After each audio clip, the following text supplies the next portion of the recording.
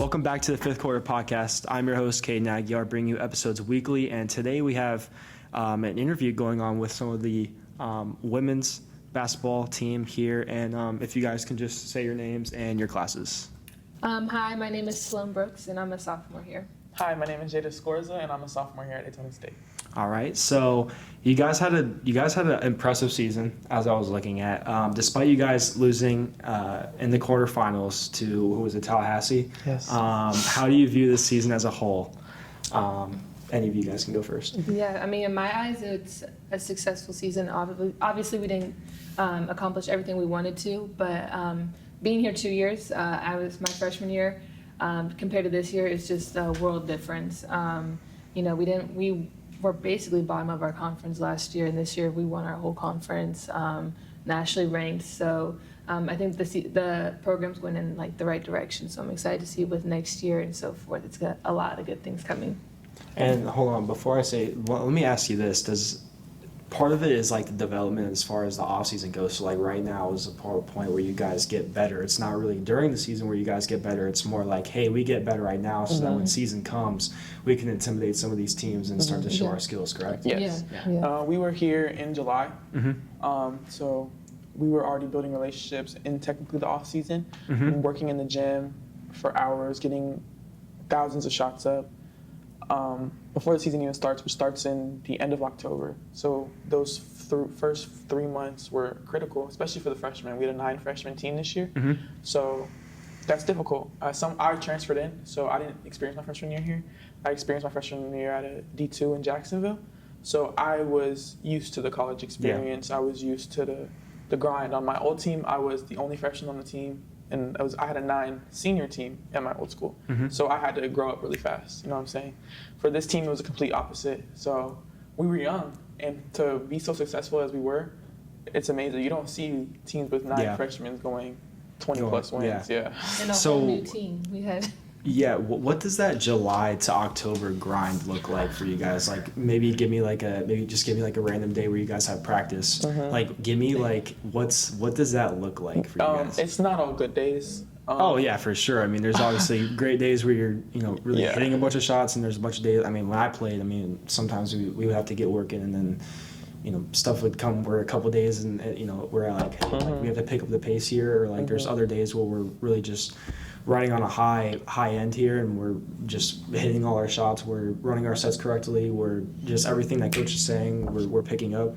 Just give me something like sorry I kind of cut you off there, but just give me like a day of like what that preparation looks like, and all that sort of Just stuff. a day in the off season. Yeah. 5 a.m. wake up. So we had lift Monday, Thursday, Tuesday, Friday. And then we had beach workouts at 6 a.m. on Wednesdays. Beach workouts? Yes, running in the sand. Okay. That's what it is. We got to be there at 5:45. 15 minutes early to everything. If you're not, you're late. There's a lot of growing up in those first 3 months for our freshmen. They were tired. They were upset. They didn't want to do it. They're not used to lift. A lot of kids aren't used to lifting before they hit college. So on top of practice at 4 o'clock. In the afternoon. And you guys are kind of the ones that kind of push them around a little bit, and you're like, pick it up a little bit. But then you see them start to like mature and realize like, hey, this is what I have to do. And then like you guys see some of the freshmen start to really like just shine. And, Yeah, and that's like the best feeling. Like even when our season ended, like I told like some of the freshmen, like I'm just proud of you. Like you see like when they first came to now, and just like the maturity and everything, it's just it's really rewarding feeling. That's what makes it feel like it's worth it. It's worth it. You guys had some freshmen that actually won in games and actually impacted the games in a lot of ways. Yes, we had starter freshmen. Yeah. Okay. Yeah. Our freshmen, when they first got here, you could tell that they were very skilled. Like we don't have nobody on the team that's just like raw talent. Raw talent. Yeah.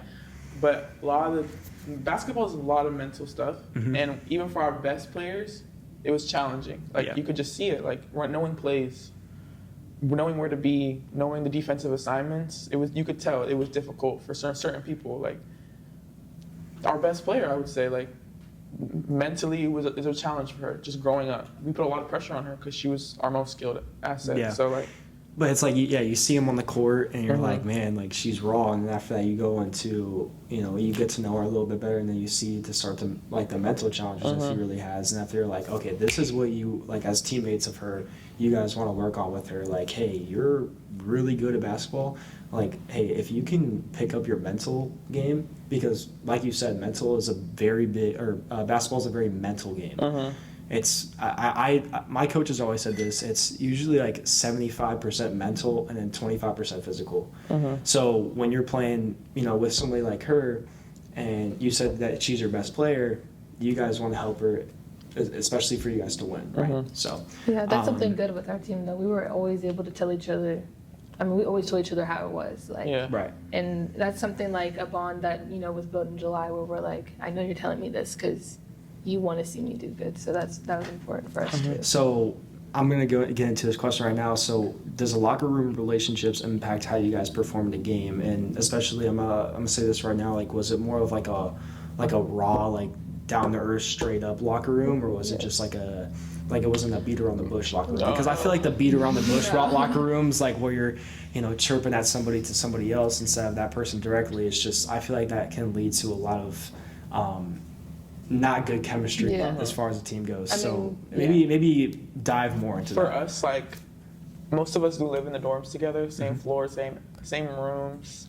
So it started like the first day of practice. We got to barely know each other, but nighttime we're playing card games. Like, we are always in each other's faces, regardless of if we were in the locker room or not. We always push each other to get better. Hey, Ceylone, you're going to the gym to get shots up today? I'm going. Let's go lift. Let's go work out. Like, we built very close relationships and on our team this year, and it's probably the closest I've ever been with anybody on it's like any type of basketball that I ever played. That's because we wanted to win so bad. So you just build those relationships with people who want to win it too. So you hold each other accountable, but that's also your best friend. You can talk to her about anything. You could talk crap about coach if you wanted to. Like, he pissed me off today. He irritated me. Like today, like, he was just on me, and then like you just talking about it. Like, you getting it out all the time, which just makes you better teammates. On days where I'm not feeling like I can't be the spark, the energy of the team, Sloan's right there to tell me I got to pick it up. Like, you know what I'm saying? So that goes for everybody on the roster. Like, it wasn't just us two. Like, it was everyone, 1 through 15. Like, we all had great relationships with each other, and we're all still close. Like, we're here right now. We just came from the pool all together. So you said coach was getting on you. So that means you guys, when was that game against Tallahassee? How long ago was that? Probably 2.5 weeks ago. 2.5 weeks ago, and you guys are already like, hey, let's push past that. We're already going to start working towards so that we can beat this team next time we see them. I think that's the ultimate goal, right? You guys want to go and beat Tallahassee. You kind of want to see them in the quarterfinals again. That's how you guys have that hunger for it, right? So let me ask you guys this, maybe a little bit of background about you guys. Like, what started your passion for basketball, and what was your journey like to get to this point? Either of you guys can start this one. Me, I kind of was like a late starter. Like, I didn't really start playing basketball till like 7th grade. In 7th grade, I didn't even know what like a travel was or anything. Like, I didn't know anything about basketball really. So I was kind of a late starter, but my 8th grade year, I kind of started really getting more into it and like actually falling in love with the game. And then high school year came around, and I was like, no, like, I want to be like really good at this. Like, I think I can. So I worked really hard 8th grade summer, and then I think when I made varsity as a freshman in my high school in Ohio, I think that's when I was like, okay, like now's the time when you start like going to AAU and so forth. And you kind of build relationships with the girls that you like you're trained with all the time, and I just love the community feel of it. I love basketball, the game. Like, I just love how creative it is. I'm a shooter, so like I like just a feeling of just like getting on the gun like by myself, putting up like hundreds of shots. Like, I just like, I don't know, there's just something about that. Just like always, like, it makes me feel like calm and at peace. I guess it's a satisfactory thing. And I love seeing the rewards of it too. Like, being able to go to school on scholarships, travel. Like, it's all just an you see all those experience. benefits of just picking up a basketball and shooting it into a net. In the hindsight of things, it's like, it's crazy. What about you? I started late. I started at 14 in 9th grade. I was a volleyball player. I thought I was going far with volleyball. Like, I thought it was my thing. I met Coach Peggy Knight and she was the head coach of our Lake Mary women's basketball team. And then Coach Mooney, who's our assistant coach now at Daytona State, was my assistant coach at that time too. Okay. So she stopped me in the hallway, was like, do you want to come to a basketball tryout? And I was like, you know what, why not? I go, I have a blast. So, and I kept playing basketball. Me and Coach Mooney built a relationship and we became really close. And every single day at 5 a.m., I would work out with Coach Mooney and get better at basketball. Because you had to put in, not even just double but triple times of work because you started so late. Mm-hmm. Yeah, but That's I had height. I'm the same height as I was at 14 right now, and so I just worked for it. And I'm here. Like I went D2, and I was like, I don't like it. Transferred to Daytona State. And I've been on full ride since, and I'm planning on going Division I. That's really it.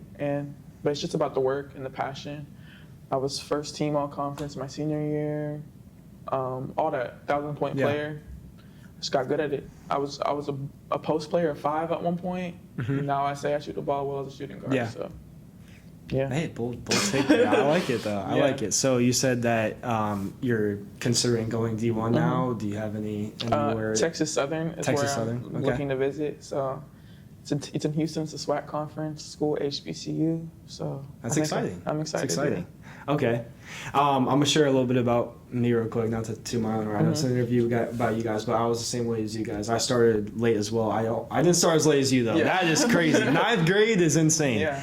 I started probably about 6th grade. I used to play football, and then one of my coaches stuck me at quarterback, and I was playing flag football at that time because at the time, tackle football for a 6th grader is not really the best thing to do. So I was playing flag football in 6th grade, and they said, hey, we're going to stick you at quarterback, and I was like, oh, God. Stuck me at quarterback. I couldn't even do a drop step correctly, and that's like when you hike the ball and you do a drop step. I couldn't even do it correctly. I think I had more interceptions thrown than yards thrown, and I remember I was coming home from a game one day, and my dad was like, hey, man, this football thing ain't going to work out for you, bro. And I was like, all right. So my 10th birthday came up, and my dad bought me a basketball hoop in my backyard, and I was like, okay. I was like, I'm gonna shoot some shots. I shoot some shots, and that's the only thing I did. I only shot. I didn't dribble or anything. So then I went into a little rec league. It was inside of a church, a very small rec league thing. So they built a team, and after that, we get into our first scrimmage. It's not even an actual game; it's just a scrimmage. Get into the scrimmage, and first time I pick up the ball, I start traveling, and after that they're like, "You travel," and I'm like, "What are you talking about? What is a travel?" Yeah. I'm like, I don't even know what that is. So then, obviously, you guys, I had to put in double the amount of work. Hey, learn the game, expand your knowledge on the game, and then after that, see how you can where you can fit on the team, right? And that's what I did. I was more of a hustle player, and then I played 2 years for high school, and then now I don't do that anymore. Now I see the game in a different view now. I want to be the guy focusing on you guys that are really good at the game, and I'm just the guy that reports on it. I want to be the guy that reports to you guys on the game. So very blessed to be doing this right now, but that's where I kind of come from. I can relate to you guys on that sort of level. So you guys went 24-5. You guys got to tip your hat on that, right? You guys got to tip your cap on that. That is super impressive. So I'm going to ask you kind of a fun question, and we were kind of talking right before the interview started. We'll do a couple of hot takes. But would you rather have Caitlin Clark's shooting ability or Brittany Griner's height? And put it in depth for me. Go. One of you guys. I want Brittany Griner's height. If I had Brittany Griner's height, I'm getting paid millions of dollars to dunk the ball. Yeah, I would love to have Brittany Griner's height, it's hard to be that tall. So it's would you tip your cap on the height sort of things? You got Brittany Griner's height, but then you really have all that confidence in your skill that, hey, I can go out. If I have Brittany Griner's height with my skill, hey, I can go to the league. Going to the league. You're going to the league right now. Okay, I understand that. 39% from the three as a 5. Okay. Right. I get them up. Yeah. So you're completely fine with that. What about you? I don't know. I mean, I feel like I would want to know what it feels like to be that tall, Yeah, I feel like right. that'd be kind of cool. I don't know. I think Brittany Griner's height, yeah. But obviously Caitlin Clark, she's changed part of the game. Yeah. Just you got to pick her up at half court. I mean, you're shooting 32, 35 footers from way outside. The way she could, all her assists, like her skill. And I've had this take for a long time. I've told people this. Like, I think if Caitlin Clark played for an NBA team and came off the bench, I think she'd be able to shoot some threes and make them. Like, if she played, let's say she played 10 minutes, I think she could get up, like, 2 really good shots and maybe at least make one of them. Like, and after that, like, she's really gritty on defense when I watch her. Like, I love her game. And I think that she would just, like, compete very well in the NBA for just compared to everybody else. I think there's a lot of... Aja Wilson as well. Aja Wilson could, Sabrina. They could do some damage. Yeah. They're not. Yeah. I mean, WNBA players, like, it's getting, like, I like that the game is starting to populate more. Yeah. And I feel like Caitlin Clark and Angel Reese are obviously, like, they're the cover artists, like, they're the guys. But then you look at Aja Wilson, like, she's been in the league. And, like, I like Juju Watkins. And she's in college right now. She is so talented. And then you even get into people like Sabrina. Like, she's great. Also, like, do you guys wear shoes? Do you guys have her hoop shoes? Yes. Oh my goodness. Her shoes are amazing. Best hoop shoes. Yes, I agree. Some of my teammates that I played with, they all rocked the Sabrinas this year for my high school, and they were like, these are awesome. They're light. They're amazing. Yeah. So what shoes did you guys all have the same pair of shoes, or we did you get a team shoe of Asia's? Okay. They were ugly, so you system. We took media day pictures in them, and I never wore them again. Yeah. Also, like, you have to give it with basketball shoes, like, different sizes fit differently. Yeah. Right. So Like different companies, like they definitely. I gave I like the Jaws currently. Like, those are kind of my fave. I was a Kyrie girl for the longest, but he stopped making shoes that were Nike. So I was like, let me find a little Nike shoe that I like. So I found the Jaws. I like the Jaws. But the Asians were too small for the size that I gave my coach. So I was like, let me just stick with the Jaws. As long as we were wearing Nike, because our school's Nike, we were fine. Yeah. So what's your guys' like ultimate, like maybe you guys don't have the basketball shoe, but like what's the best like looking basketball shoe in your opinion? Looking? Best looking. Yeah. Maybe it doesn't even have to be comfort or like performance as far as like grip or anything, just best looking basketball shoe. I'm going Jaw 3s. Jaw 3s. They just came out though, right? Yeah. They're the best looking to me, and they're so customizable, so I'm going Jaw 3s. So is Ja your favorite NBA player then? No. I just like his shoes. Do you have a favorite NBA player? I'm going KD on my favorite NBA player. Best scorer of all time. Yeah. 100%. Yeah. 100%. Do you watch NBA? Yeah, a little bit. A little bit. I will say this about the NBA, like, maybe you guys agree with me, maybe you guys don't. Like, I feel like NBA, before it gets to the playoffs, it's definitely just all show. Yeah. Like, you can go to it and, hey, like, we'll just force feed the ball to KD because, hey, the guy that's in the nosebleed that paid, like, $80 for the ticket to come to a Houston Rockets game, we're going to feed KD the ball so that we can at least make those fans happy. Yeah. Right? It's not like, hey, let's play team basketball like you guys play or like a D1 team plays. Like, college basketball is really where everything is at for me. Like, and I feel like that just the NBA just has. Yeah, I find myself watching more college basketball than NBA. So you guys are like sitting in class watching March Madness right now. Yes. Yeah, of course. Yeah. Both sides. Both sides. Yeah, for sure. So who do you guys think is going to win March Madness then? Okay, I love Dawn Staley. Like, I think she's an amazing coach. I'm Team Dawn, but UConn is looking insane. UConn is looking really good right now. Yeah. Who's the girl on their team? What's her name? AZ. She just hit like 8. She made 8 3-pointers. Her last one, 34 points. Who are they playing in that game? I saw it on Instagram. They sent home Syracuse. Yeah.